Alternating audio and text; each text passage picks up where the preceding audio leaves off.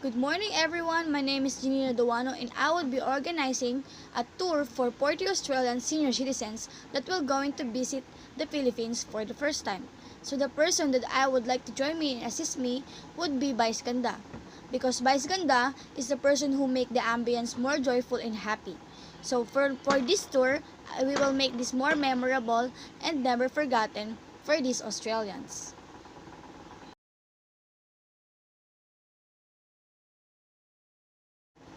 So the tourist attractions that we're going to visit here in Metro Manila would be Rizal Park, Intramuros, Manila Ocean Park, Residential Museum and Library, and lastly would be the National Museum of the Philippines.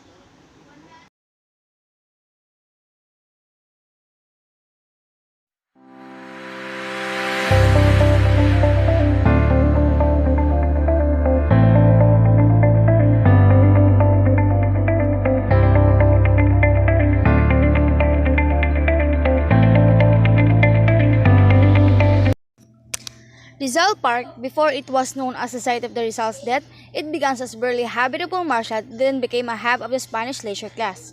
Originally named as Bagumbayan or the New Village, the park's proximity to some government offices, its accessibility from the new country home being built in the outskirts of Manila, and the fresh air it brings from the sea is a respite from the tropical heat. That is why it was an ideal spot for the Spanish and Manila elite seeking comforts. It is also known as Luneta Park. Manila's iconic 58 hectares park is considered as one of the most historical places in Manila because it is where Jose Rizal was executed on December 30, 1896, the day that led to a revolution. His remains were dumped in an unmarked grave at the Paco Cemetery, but in 1898 it was transferred to the Rizal Park Monument in Luneta under American rule. And that is why Rizal Park is one of the best tourist spots here in the Philippines that we should visit and get some memorable.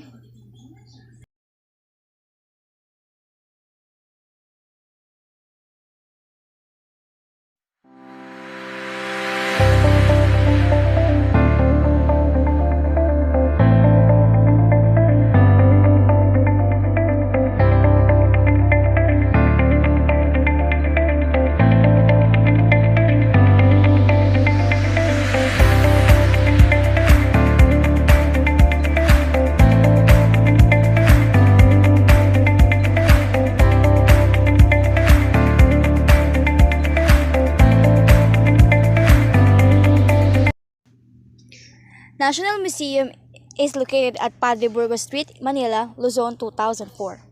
For a true exploration into the culture of the country, the National Museum of the Philippines is one of the best places to visit. The museum has four main complexes and extensive collections and artifacts relating to arts, archaeology, anthropology, zoology, biology, and natural history. The museum galleries help offer a sense of place, telling the cultural story behind with what you will find on your own, visiting the city's many historical attractions. So National Museum is one of the best tourist spot also that we can visit when we go to Metro Manila.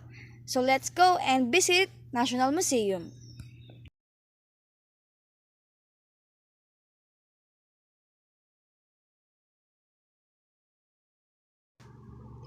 Intramuros, though formerly subject to the Viceroyalty of New Spain in Mexico City, became the capital of the new Spanish island dominion and flourished during the 17th and 18th centuries. The 59 hectares within the original 20-foot thick wall contains Manila Cathedral, Port Santiago, San Agustin Church, and the University of the City of Manila, and other monuments to the Spanish colonial period. Urban congestion during the late 19th and early 20th centuries gradually encircled the site. The moat was filled in 1905 and wore down and replaced the distinctive Spanish colonial architecture within government offices in 1944 in US. US bombing completed the reduction of the city to rubble. The site was declared after World War II, but reconstruction proceeded slowly. The pentagonal walls, seven gates, and small plazas that distinguish Intramuros from the surroundings Malay and Americanized districts of Manila have been restored together with a few period houses.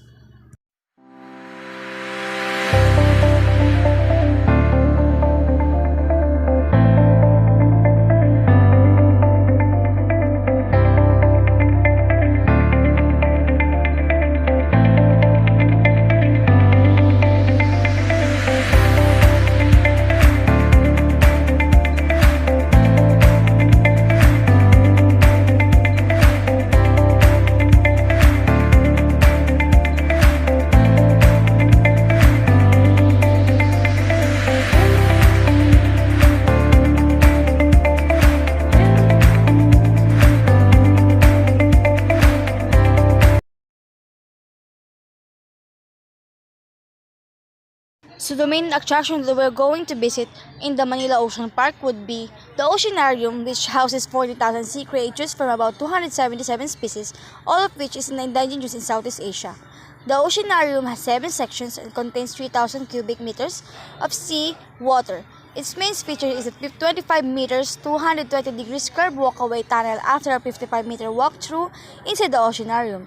The water used in the Oceanarium is derived from the Manila Bay, which is filtered to be suitable to marine life. It also has an educational activity area, function rooms for events, and sharks and stingray viewing area, situated in 2 levels. The jellies exhibit a separate attraction hosts jellyfish. The back of this house features information on the operation of the facility itself. The Manila Ocean Park also hosts the Trails to Antarctica, the first penguin park facility in the country, which features Humboldt penguins. Through the years, their breeding programs for the penguins have been very successful. As of May 2017, they already have a total of 13 baby penguins that hatch inside the park. They also have the Birds of Prey Kingdom, which features Brahmini kites, and the World of Creepy Crawlers, which exhibit frogs, insects, spiders, and worms. Service were also offered to patrons such as the Mermaid Swim Experience, where visitors are taught to swim while wearing a costume mermaid tail, underwater diving fish spa, and also rides on a boat with a glass bottom. Shows such as the Sea Lion Show and All-Star Bird Show is performed inside the Manila Ocean Park and seats up to 1,900 packs per show. As a part of their banner CSR program called I Love My Ocean Planet, the show brings valuable information on environmental conservation and close interaction with the birds and sea lions. The symphony is a performance involving fountain that shoots water 40 meters or 130 feet high, supplemented with multimedia effects, is also among the attractions of the hotel.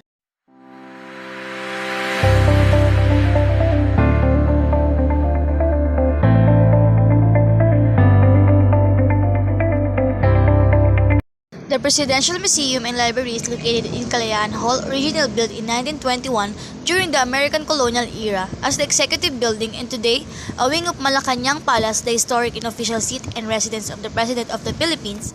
The museum exists to afford public visitors the opportunity to visit the headquarters of the Executive Department and promote an appreciation not only of the history, role, and heritage of Malacañang Palace from its 18th century beginnings in Spanish colonial times across to the present day, but also of the great institution.